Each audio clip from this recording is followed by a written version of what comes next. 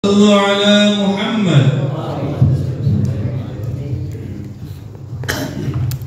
Assalamualaikum warahmatullahi wabarakatuh.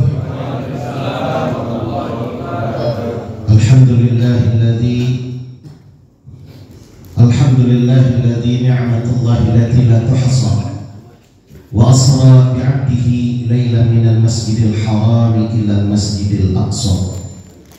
Wassalatu wassalamu ala sayyidina Muhammadin khairil wara wa ala alihi wa sahbihi nujumul huda liman arada najatan fi dunya wal ukhra. Yaqul Allah Ta'ala fil Qur'anil Karim, a'udzu billahi minasy syaithanir rajim, bismillahir rahim. Subhanalladzi asra bi'abdihi laylan minal masjidil haram ila al-masjidil aqsa alladzi barakna hawlahu linuriyahu min ayatina innahu huwas sami'ul basir. Wa qala nabiyyukum Muhammad sallallahu alaihi wasallam fi hadis Isra annahu sallallahu alaihi wasallam marra laylata usriya bih ala qaumin turdahu ru'usuhum bisukhri kullaman khidar 'adad kama kana la yafru minhu syai'un dhalika faqala li Jibril man haula'i qala alladhi tatasaqqalu ru'usuhum an-nisah. Wa qala ulama wa mimma yajibu tiqaduhu anna Allah ta'ala akrama nabiyyana bil Isra fama ankara dhalik faqad kafara bisubuti bin nasil Qur'an. Wa kadzalika yajibu aidan an ya'takida anna Allah ta'ala akrama nabiyyana bil mi'raj fama ankara dhalik faqad fasaqa bisubuti bi ahaditsil masyhurah. Walakin inda ba'dil mufassirin qala wan najmi idza hawa. Amma ba'd, ma'asyiral hadirin jamaah kuliah subuh yang dimuliakan oleh Allah, yang hari ini kita rangkai dengan acara memperingati atau mempelajari peristiwa yang agung, peristiwa yang besar dengan diisrakannya oleh Allah Subhanahu wa taala, yaitu baginda Rasulullah sallallahu alaihi wasallam. Dan kita berharap pagi hari yang penuh dengan cerah ini mudah-mudahan hati kita bersinar, hati kita dirahmati oleh Allah Subhanahu wa taala untuk mengetahui untuk mengetahui kebenaran dan kebatilan, sehingga kita benar di dalam perjalanan kita. Mudah-mudahan Allah limpahkan rahmat dan kasih sayangnya kepada kita semua. Segala hajat kita dikabulkan oleh Allah Subhanahu wa taala. Mudah-mudahan kita ditetapkan iman Islam oleh Allah sampai akhir hayat kita. Amin ya rabbal alamin. Salawat dan salam tidak lupa kita sampaikan kepada pelita alam suri tauladan insan Nabi besar Muhammad sallallahu alaihi wa ala alihi wasallam, serta keluarganya, sahabat-sahabatnya, pengikutnya, tabi'in, ulama salafun salihin wa muqallidin fid din. Mudah-mudahan termasuk kita semua orang-orang yang selalu mengikuti aturan-aturan baginda Rasulullah sallallahu alaihi wasallam. Ma'asyiral hadirin jamaah yang dimuliakan oleh Allah, wabil khusus guru-guru kita yang hadir pada kesempatan pagi hari ini. Ada Mukarram Salahatus Sama, orang tua kita Mukarram Ustaz Nasruddin, begitu juga Mukarram guru kita Ki Haji Dadang. Mudah-mudahan semua para guru kita diberkahi Allah Subhanahu wa taala. Ketua MUI kita Ustaz Abdul Rahim, saya sebagai pengatur acara, begitu juga para asatiz lainnya, pimpinan pondok pesantren, ketua majelis masjid, dan para semua ketua masjid dan ketua musala DKM semuanya diberkahi Allah Subhanahu wa taala. Saudara jamaah yang dimuliakan oleh Allah, di dalam acara peristiwa Isra wal Mi'raj ini, peristiwa yang enggak masuk akal, tapi wajib diimani. Kenapa enggak masuk akal? Karena akal kita cetek, karena akal kita kecil untuk memahami kekuasaan Allah. Nggak mungkin sanggup tanpa didasarkan dengan iman. Makanya peristiwa Isra wal Mi'raj adalah peristiwa iman. Kalau orang tidak mau, dia mendasarkan iman, tidak didasarkan dengan iman, maka akalnya bisa tidak terima. Perjalanan yang sangat jauh, yang tidak masuk akal, tidak ada kekuatan manusia sampai detik sekarang pun yang bisa berjalan seperti perjalanan baginda Rasulullah. Maka perjalanan ini, perjalanan baginda Rasulullah ada dua. Satu perjalanan dakwah, kedua perjalanan rihlah. Perjalanan dakwah Nabi yaitu hijrahnya Nabi dari Mekah ke Madinah. Namanya dakwah pasti banyak rintangan. Nabi perjalanannya dikejar-kejar. Nabi mengumpat di dalam gua bersama Sayyidina Abu Bakar, dikejar. Nabi berjalan di malam hari, masih suruh cari orang untuk menangkap Nabi Muhammad. Perjalanannya lelah, letih untuk menyelamatkan agama. Ini agama Islam bukan hasil poya-poya. Agama Islam bukan hasil sembako dibagi, bukan. Agama Islam hasil kebenaran. Agama Islam hasil dengan perjuangan. Agama Islam hasil dengan pendirian yang keyakinan. Itulah dakwah Nabi. Yang kedua, dakwah Nabi ini disebut dakwah rihlah, perjalanan rihlah. Perjalanan rihlah ini perjalanan enak, santai. Sehingga Nabi alaihi salatu wassalam lagi santai perjalanannya Nabi. Jangankan ada satu makhluk yang ingin mengganggu, angin pun tidak boleh. Angin tidak boleh ganggu Nabi. Padahal Nabi dibawa kendaraan yang kecepatannya itu tidak ada satu pesawat bagaimanapun bisa melebihi buruk. Tidak ada sampai detik sekarang. Bayangin perjalanan Nabi dari Makkah ke Madinah sekejap mata. Ada pesawat kayak gitu? Gak ada. Perjalanan cukup singkat. Andai kata Nabi berjalan jam 3 malam, sebelum subuh udah sampai. Berarti cuma 1,5 jam. Andai kata 2 jam, itu naik ke atas langit sampai 7 lapis langit, ke Arsy, ke Rafrah, ke Mustawa, ke satu tempat yang disebut Sir. Turun lagi, luar biasa saudara, dengan waktu yang sangat singkat. Tapi anehnya, Nabi pada saat naik Buraq, Nabi nggak pakai apa-apa, nggak ada halangan, Nabi biasa. Tapi Nabi tidak kenapa-napa dengan kecepatan yang melebihi kecepatan sinar. Coba kalau Bapak kan suka naik pesawat ya, naik pesawat haji atau umroh, itu kita naik di atas pesawat, di dalam pesawat, di dalam. Kenapa harus di dalam? Karena pas landingnya pesawat mental kita kalau di atas, saking cepatnya pesawat. Kenapa? Karena Allah nggak jaga. Tapi Nabi alaihi salatu wasallam dijaga sehingga angin nggak boleh menyentuh Nabi Muhammad SAW. Luar biasa, angin nggak boleh. Maka rihlah perjalanan Nabi. Nabi jalan dengan cara yang baik, Nabi jalan dengan cara yang indah. Allah ingin memuliakan baginda Rasulullah, sehingga Nabi diberikan oleh Allah melihat bangsa yang zati. Ya, ada 4 perkara yang zati yang lihat dengan jelas. Ada yang secara tamsili, ya, yang contoh-contoh banyak yang diberikan oleh Allah Subhanahu wa taala kepada baginda Rasulullah SAW.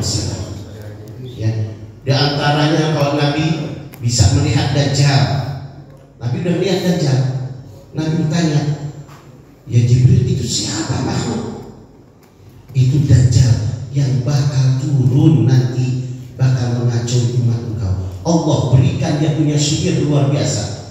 Nabi mensifatkan Dajjal itu, ya, laudul abiyad, kulitnya putih, wa qawilan tinggi, wa ainul aqwar, matanya picak sebelah kanan normal, sebelah kiri matanya segede telur keluar.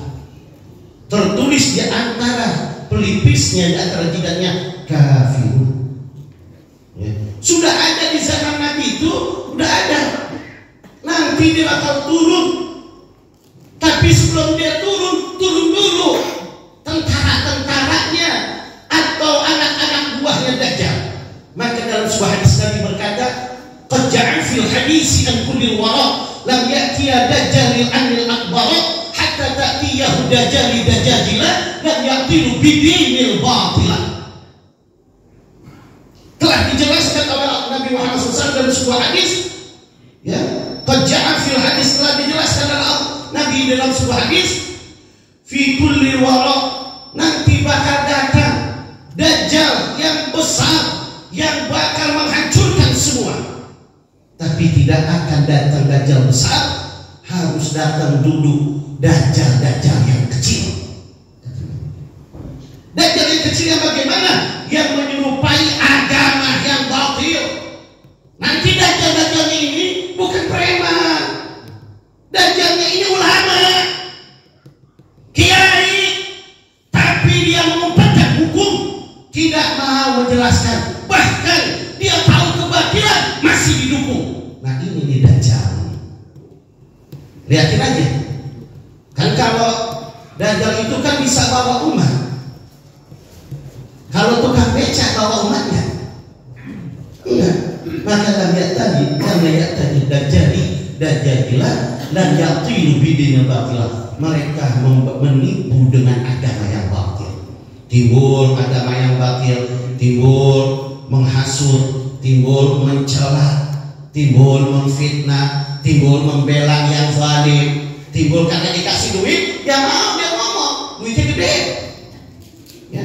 Kalau dikasih duit apapun udah beres. Gimana Ustaz? Ya, udah ngomong deh seenak-enaknya dia, bela yang batil, bela yang zalim, kayak gitu.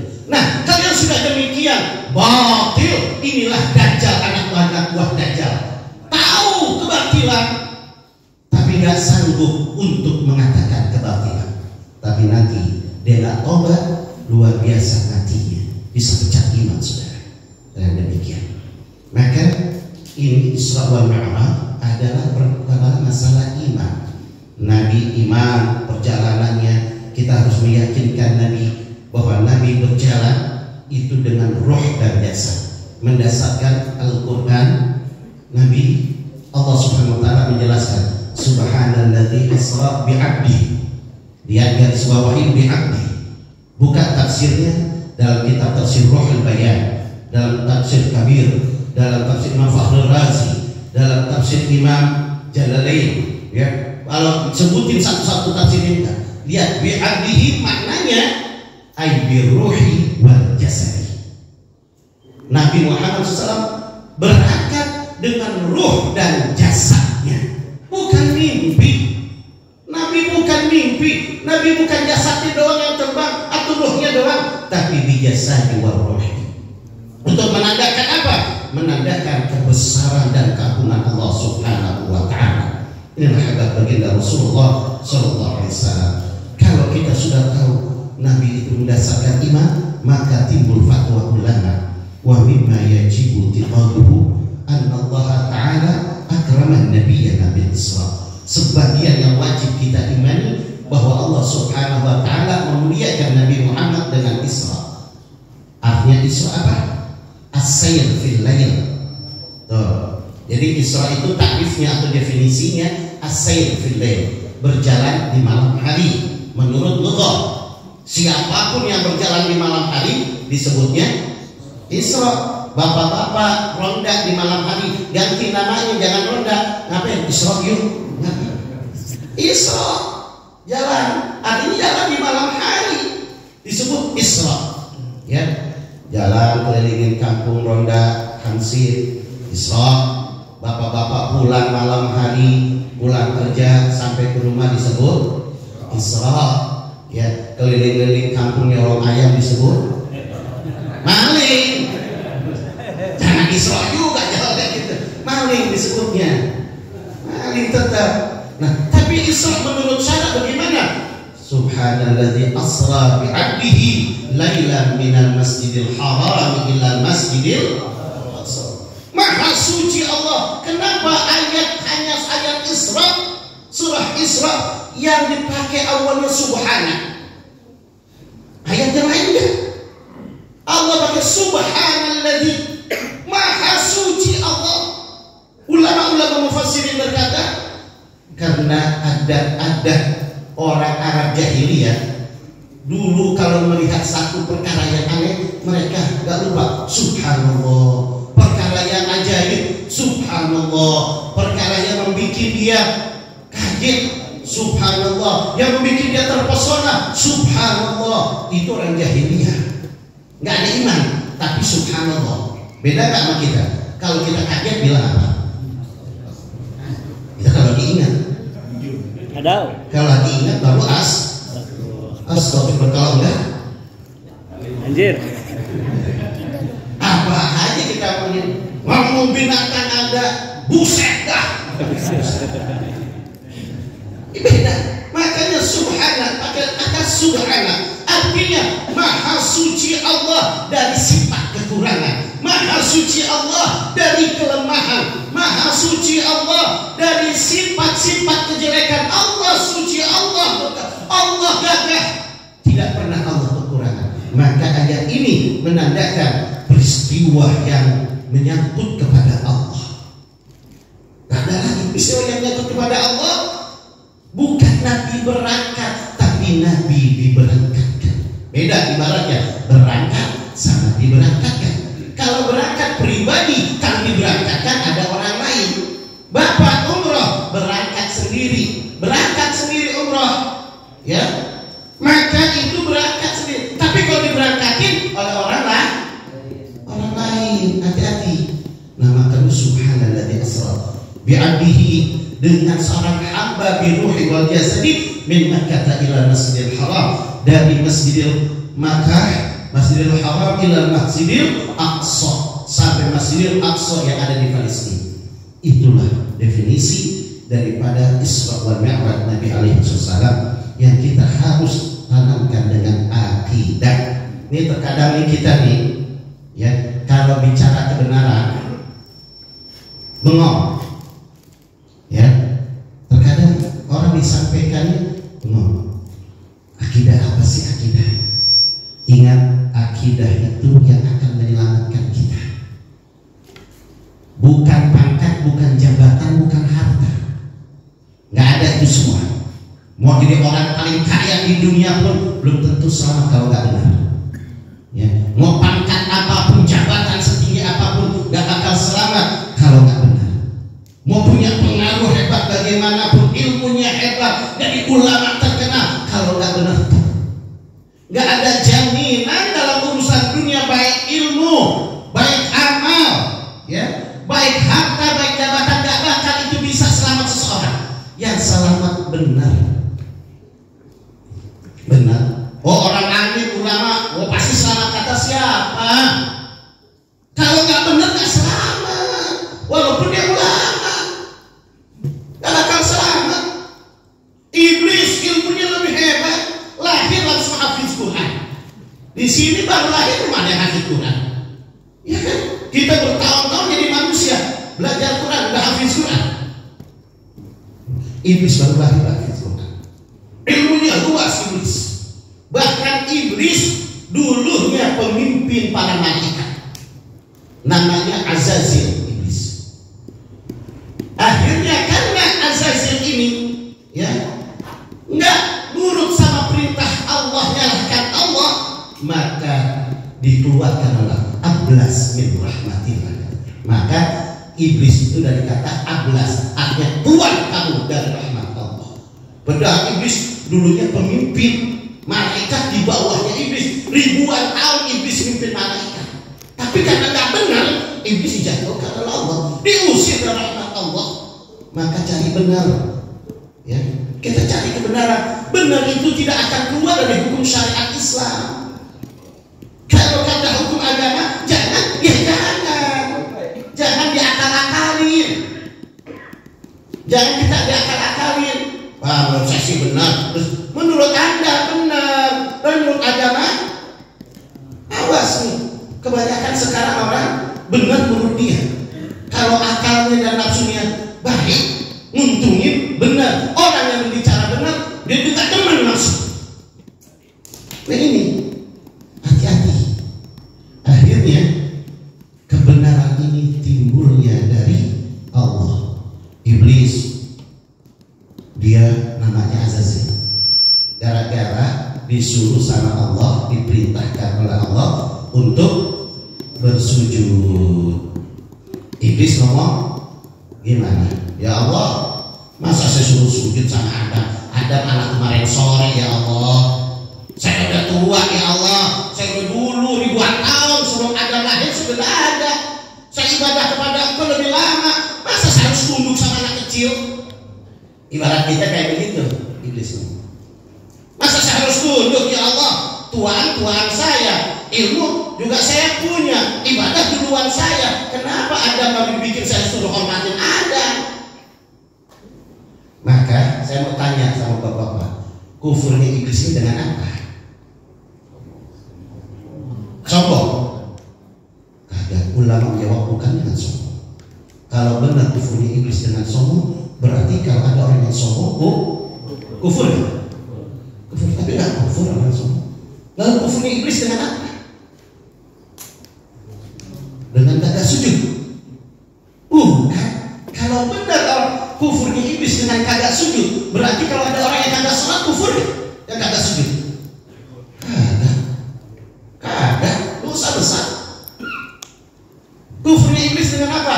Oh, kufurnya iblis karena nggak turut sama perintah Allah. Nggak ditolak sama ulama. Dinakduk kalau itu, biar kalau pakai ilmu, biar. Kata ulama bukan. Kalau kufurnya iblis dengan tidak nurut sama Allah, berarti orang yang tidak turut perintah Allah kufur. Terus kufurnya iblis dengan apa? Ya, ulama sepakat kufurnya iblis itu menyalahkan Allah. Saya akan bilang, ya Allah salah kalau Engkau suruh saya sujud ke Adam, salah Engkau ya Allah, sedangkan Kau ciptakan aku dari tanah dari api, sedangkan Kau ciptakan Adam dari tanah. Kau ciptakan Adam dari tanah, aku dari api. Aku lebih dulu, aku lebih tua. Kenapa harus aku sujud kepada Allah, kepada Adam? Salah Engkau ya Allah. Kalau udah nyalahin Allah, kufur. Sekarang coba kalau nyalahin Allah, Allah itu salah, kufur kan? Sepakat ulama. Maka kufurnya iblis dengan menyalahkan Allah atau menyalahkan syariat Islam, kufur orang tersebut. Atau nggak terima? Nggak, saya nggak terima. Orang yang terkadang egonya tinggi, dia sudah cinta sama satu perkara, dijelaskan ketidakbenaran, tetap dia lebih cinta kepada perkara itu daripada kebenaran yang diberikan oleh Allah. Tanpa disadari, kufur. Nah, maka dari itu iblis ini kufurnya dengan menyalahkan Allah. Sampai dia bilang, kata Allah, ya iblis, kalau kamu tidak mau turut dengan perintahku, kau tidak mau ya menjalankan sujud, kau menyalahkan aku, maka ablas min rahmatillah, kau keluar daripada rahmatku. Apa jawab iblis? Nggak apa-apa ya Allah. Lihat, kalau orang yang sudah sesat, may yahdi fala mudilla lahu wa ma mudlil fala hadiya. Kalau Allah telah memberikan hidayah kepada seseorang, tidak ada satu orang yang bisa menyesatkan. Tapi kalau Allah menyesatkan seseorang, tidak ada satu manusia pun yang bisa memberikan hidayah. Ini ngeri. Kita ngeri. Artinya apa? Kita kalau sholat mau, ini mau, tapi masih diam dalam kebatilan, masih cinta kezaliman, masih mendukung kebatilan. Artinya apa? Hampa semua. Jangan. Ingat, jalan yang benar, jalan yang benar.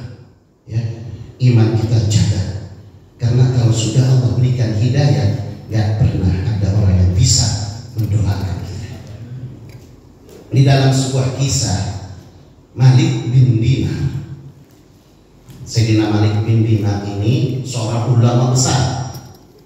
Ya, ulama yang namanya ini hebat benar. Malik, namanya Malik, Raja bin Dinar, Raja bin duit. Iya, dinar kan duit. Banyak benar duitnya, raja yang banyak duit. Tapi ulama bukan raja. Nah, ulama orang yang saleh. Beliau mengisahkan, dulu datang kepada aku seorang majusi. Majusi penyembah api. Bertemu dengan dia, berkata, Tuhan, kamu Islam ya? Kamu? Saya majusi. Kamu menyembah apa? Saya menyembah api. Majusi. Iya. Tuhan menyembah Tuhan. Tuhan siapa? Allah. Sekarang saya mau tanya, Tuhan mana yang paling benar? Tuhan aku, api, apa Tuhan Bidina, kita lihat sekarang Tuhan siapa yang sayang sama kita? Ya jelas Tuhan saya yang sayang. Kita mau masak bisa makan sama api, kan sayang itu Tuhan. Kalau nggak ada api makan kagak. Kita dingin ada api hangat. Ini dari dulu kakek moyang saya nyembahnya api. Dikatakan ya dalilnya Majusi diginiin sama Malik Bidina. Kalau betul kan Tuhan kamu sayang sama kamu, udah berapa lama kamu nyembah itu Tuhan kamu? Kalau pribadi saya sudah sekian tahun, 20 atau 25 tahun, bahkan 30 tahun saya menyembah Tuhan. Bahkan kalau keturunan saya puluhan tahun, ratusan tahun. Berarti Tuhan kamu udah kenal sama kamu. Ya bukan kenal lagi. Sayang sama kamu. Oh sayang. Kalau kamu betul Tuhan kamu sayang, kamu balik. Kamu aja ngomong, Tuhan saya nyembah kamu udah lama. Saya nyembah kamu dari keturunan-turunan kakek moyang saya nyembah kamu. Sekarang saya pengen tahu Tuhan sayang gak sama saya. Terus udah gitu masukin tangan kamu ke api. Kalau Tuhan benar kenal sama kamu sayang, kamu gak bakal. Dia bingung. Bingung jawabnya kan? Jawab. Tapi dia pengen benar, nanya pengen benar. Dia pulang, disamperin Tuhan. Ini api Majusi ribuan tahun nih, ya, nggak pada terus. Dan Tuhan, dari kakek moyang saya sampai sekarang saya nyembah Engkau berpuluhan tahun, ratusan tahun. Bahkan saya kenal kamu kenal saya Pak. Sekarang saya pengen bukti. Nanti kalau saya mati dibakar nggak makan. Sekarang saya pengen bukti Tuhan. Kalau kamu gak bakar saya karena saya adalah hamba kamu, coba saya masukin tangan. Dimasukin Pak. Tuh tangan dimasukin, kebakarnya. Waduh, kok Tuhan gak lama? Kebakar. Dia bingung, berarti ini bukan Tuhan. Gak mungkin ada Tuhan nyelakain umat. Apalagi umatnya benar, penyembahnya benar. Balik lagi ke Malik Bidina. Dia berkata, betul wahai orang baik. Betul wahai guru, betul wahai ulama. Itu bukan Tuhan. Aku sekarang mau masuk Islam, menyembah Tuhan, masuk Islam. Tapi tinggal masih di daerah Majusi. Semua dia nyembah api. Dia kagak nyembah, dia ibadah. Tak ketahuan. Lama-lama ketahuan abangnya datang. Dek, ayo kita nyembah Tuhan kita. Enggak Pak, saya nggak menyembah. Kenapa kamu nggak menyembah? Nyembah siapa? Tuhan. Mana Tuhan itu bukan Tuhan, itu api makhluk. Tuhan adalah Allah. Kamu jangan sembarangan. Nih lihat nih akidah nih. Kamu jangan sembarangan. Tuhan dari kakek moyang kita ini. Bukan, kita selama ini dibodohi. Gak pernah ada yang mencerdaskan kita. Gak ada yang pernah mencerdaskan kita. Tuhan bukan api. Api adalah makhluk. Tuhan adalah Allah, pencipta api. Kamu ini agama apa? Aku agama Islam. Makanya agama Islam agama mencerdaskan. Makanya kalau ada orang Islam gak cerdas bahaya. Makanya di ulama jadi para mu'allim harus mencerdaskan umat, buka pikirannya supaya tahu yang hak dan yang batil. Bukan jadi ulama justru, bukan jadi tokoh masyarakat justru menjerumuskan umat ke kezaliman. Itu gak mencerdaskan. Akhirnya bagaimana? Berdebatan Nih kakak sama si Amir bilang gini, Kak, kalau kakak itu benar menganggap api itu sebagai Tuhan, masukin tangan kakak. Ini kamu bodoh, bego kamu. Itu api kebakar. Loh, kalau kebakar berarti kok Tuhan jahat sama kita? Mana ada Tuhan yang jahat? Tuhan Ghafurur Rahim, Tuhan Maha Pengasih, Maha Penyayang. Wah, kamu udah gak benar. Lihat, yang satu sudah mendapatkan hidayah, yang satu tidak mendapatkan hidayah. Siapa? Maka dijelaskan bagaimanapun dalil, tetap dalil sudah jelas, tetap dia akan sanggah ke dalil. Itulah ciri-ciri orang yang sesat. Dijelaskan itu salah begini, lebih percaya kesesatan, lebih percaya fitnah daripada kejujuran seseorang. Memang tidak akhir zaman kata Nabi, Nanti yang benar, yang jujur, yang amanah disalah-salahin. Yang kagak benar, nggak jujur, nggak amanah, rampok, tukang koruptor, diagung-agungin. Nanti akhir zaman begitu. Nanti dibelain sampai kapanpun. Udah dibelain, pala jadi kaki jadi kepala. Walaupun dia tahu, tetap dia akan bilang benar. Dan ini tergolong orang-orang yang zalim. Harus wajib tobat. Kalau nggak tobat, dia dapat dosa kezaliman. Ya, hati-hati. Akhirnya bagaimana, saudara? Akhirnya berebut. Si abang saking kesalnya, dia keluar, dia panggil semua masyarakat, kumpul semua, adikku sudah keluar dari agama kita, dia sudah jadi pengkhianat, dia sudah jelek-jelekin Tuhan kita.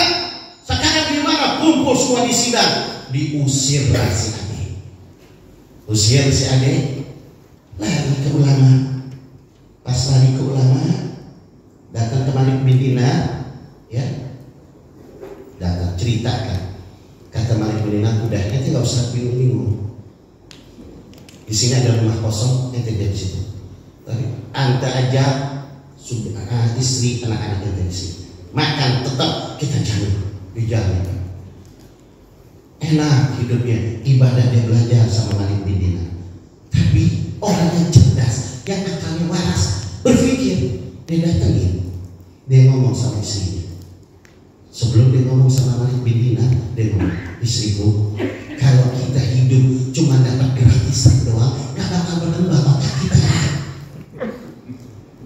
Kalau semuanya serba gratis, jadi budak, gak bakal benar kita. Walaupun Malik bin Dinar seorang ulama, tapi cuma gratis sampai kapan? Terus kita keluar, kita cari usaha sendiri. Saya akan ngomong sama Malik bin Dinar. Ini orang cerdas, ya? Beda sama orang yang kagak cerdas, hidupnya mau gratisan mulu, ya. Beda. Kalau orang cerdas nggak mau, Pak, karena akalnya dikasih untuk berpikir, tenaganya ada untuk usaha, untuk bekerja. Akhirnya bagaimana? Beranikan diri untuk ngomong sama Malik bin Dinar. Wahai Syekh, kenapa? Aku terima kasih. Guru telah mengajarku, membimbingku semuanya, dan selama ini aku berbulan-bulan dikasih gratis semua, rumah gratis, makan gratis, semua gratis. Tapi aku nggak mau begini. Kenapa? Aku pengen berkembang, aku pengen usaha. Kata Malik bin Dinar, inilah orang yang cerdas dan dapat hidayah dari Allah. Dia akan bisa membedakan mana anugerah besar dari Allah, mana orang yang akan dijerumuskan oleh syaitan. Akhirnya saudara bilang, kamu mau kemana? Saya mau lihat di sana ada bukit, saya mau jadi petani. Masuk petani, baik. Maka Malik bin Dinar mengasih modal, kumpulkan murid-muridnya, kamu punya benih, kasih kepada dia, kasih makanan secukup benih tersebut. Misal kalau nanam pohon yang gampang lah, kalau kayak kita misalnya pohon kangkung atau pohon bayam yang 40 hari panen, dikasih makan 40 hari, ya bagi dia usaha menunjukkan kepada Allah rasa syukur. Allah kasih pikiran, Allah kasih tenaga, aku buktikan kepada Allah untuk bersyukurnya, maka aku tanam. Dunia yang dikasih digarap sama dia, sembah ibadah kepada Allah. Kata istrinya, Allah bang, udah enak-enak kita gak capek, tinggal duduk doang, duit datang, makanan datang, ya, apa yang kita harus capek gali-gali? Jangan kayak begitu. Allah kasih kita pikiran yang sempurna, Allah kasih kita tenaga, nggak boleh kita hanya berleha-leha, gitu. Ayo syukuri nikmat akal kalian, syukuri nikmat tenaga kalian, jangan ngarepin uluran tangan kita menjadi. Dimana kalau kita sudah dikasih makan terus, maka kita akan jadi budak orang yang memberikan. Benar gak? Kalau kita sering dikasih, bapak ke orang kaya sering ngasih terus, ngasih sakit dikasih, mau berobat dikasih, mau ada beras dikasih, kira-kira kita mau ngebantah nggak? Bisa nggak ngebantahnya? Hatta dia salah kita bilang apa? Belain. Inilah ilah akal sehatnya. Kalau udah hilang akal sehat, nggak bakal bisa berkembang. Anak-anaknya nggak bakal bisa berkembang. Kampung itu nggak bakal bisa berkembang. Selalu akan hidup menjadi budak. Ya. Maka kita harus pakai akal sehat, akal waras. Nah, tidak akan jadi akal sehat dan waras kalau imannya kagak benar. Iman yang kuat, ilmu yang manfaat, akhirnya nunggu lama-lama, wah kira udah 40 hari besok mau panen. Petani kalau besok mau panen malamnya girang benar. Alhamdulillah besok kita jual, kita akan dapat, udah dihitung kan ya, sekian. Kalau tukang itu kan tahu semua ya, tukang audit itu tahu semua. Wah ini sekian. Akhirnya udah Allah kasih ujian. Paginya mau dipanen, pagi ini semalam hujan besar habis semua. Ya Allah, mana alaf lagi. Orang baru masuk Islam, dia mau berusaha, udah 40 hari capek banting tulang, hasilnya mau panen habis longsor. Yang paling bersuara pertama ini. Tuh bang lihat, kata istri, kita udah capek, udah apa lihat, mau panen sekarang nggak panen habis. Ya Allah bang, mendingan kita nggak capek, dapat sembako gratis, dapat makan gratis, gitu. Dengan itu, jangan. Allah memberikan kita ujian, pasti ada hikmahnya. Tuh orang yang cerdas, nih. Jangan, tenang. Terus gimana? Ya sudah, untung alhamdulillah rumah kita gak ke bawah, kita masih diselamatkan, bersyukurlah kepada Allah. Lihat, dua istri sama suami beda imannya kan? Ya tenang, aku akan datang dulu kepada guru. Datang kepada guru yang benar. Assalamualaikum, wahai guruku. Waalaikumsalam. Gimana? Ini saya mau laporin. Ya, alhamdulillah bibit semua saya tanam, dan alhamdulillah kemarin udah segar-segar dan waktunya panen sekarang. Alhamdulillah. Tapi Allah bicara lain, takdir Allah bicara lain. Coba kita pengajian banyak orang. Apa? Semalam hujan, iya. Habis longsor semua, nggak ada satu pohon pun yang saya bisa panen. Terus ya saya bersyukur kepada Allah karena Allah masih berikan selamat saya sama istri saya dan keluarga saya. Cuman saya sedih satu, apa? Sekarang saya mau bangkit lagi, saya tak punya modal, udah habis. Mari pilihlah bilang, inilah hikmah yang Allah berikan. Hai jamaah semua, siapa yang punya bibit, tolong berikan kepada dia. Itu jamaah yang ngasih bibit, bukan hanya bibit dikasih, ya, dikasih banyak, ada makanan, ada yang ngasih sembako, ya, ada yang ngasih duit, semua yang ngasih.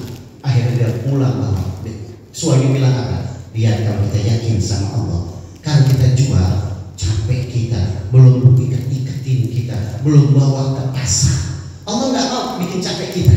Allah habisin, kita pulang sekarang nih duit banyak, tuh makanan banyak, nih bibit ada. Nggak lama rombongan orang datang, maculin semua, bela tuh persatuan Islam, maculin. Lihat ladang kita sekarang bagus, itulah hikmahnya orang yang menerima kebenaran. Tapi kalau orang yang menerima kebenaran, selamanya hidupnya berlangsang dan tidak akan menemukan ketenangan, dan selamanya hidupnya susah. Oleh karena itu, saudara jamaah yang dimuliakan oleh Allah, iman dalam masalah Isra wal Mi'raj, iman, balik lagi kepada iman. Ayo pertanyakan iman kita, dia di mana? Selama ini kita cinta sama siapa? Selama ini kita membela siapa di dalam hak dan batil? Tanyakan kepada diri kita, pikirkan yang benar, jangan sampai pikiran kita tidak waras lagi. Jadikan pemikiran yang waras sehingga kita menjadi orang yang baik. Mudah-mudahan kita semua pada siang hari ini, pagi menjelang pagi hari ini, Allah memberikan kepada kita semua ilmu yang bermanfaat. Dan saya atas nama guru yang sering mengajar dan guru-guru yang lain, mohon maaf kalau ada perkataan, ucapan yang salah. Saya mohon bukakan pintu maaf yang sebesar-besarnya. Atau tingkah laku saya yang tidak berkenan di hati jamaah, mohon dibukakan pintu maaf yang sebesar-besarnya. Kira-kira Bapak mau memaafkan saya? Alhamdulillah. Begitu juga Bapak kepada saya, tidak, tapi insya Allah lagi hari ini saya memaafkan, karena hak adami sesama manusia tidak akan Allah ampuni sebelum kita dimaafkan oleh orang yang bersangkutan. Mudah-mudahan kita dikuatkan oleh Allah Subhanahu wa taala. Rabbana la tuzigh qulubana ba'da idh hadaytana wa hab lana min ladunka rahmatan innaka antal wahhab. Rabbana zalamna anfusana wa lam taghfir wa tarhamna lanakunanna minal khasirin. Rabbana taqabbal minna innaka antas samiul alim wa tub 'alaina innaka antat tawwabur rahim. Wa sallallahu ala sayyidina Muhammadin wa ala alihi washabbihi wasallam. Alhamdulillahi rabbil alamin. Wallahu a'lam bishawab. Assalamualaikum warahmatullahi wabarakatuh. Alhamdulillah, dan terima kasih atas mutiara ilmunya yang telah disampaikan oleh guru kita Abuya Al-Habib Hashim bin Fadl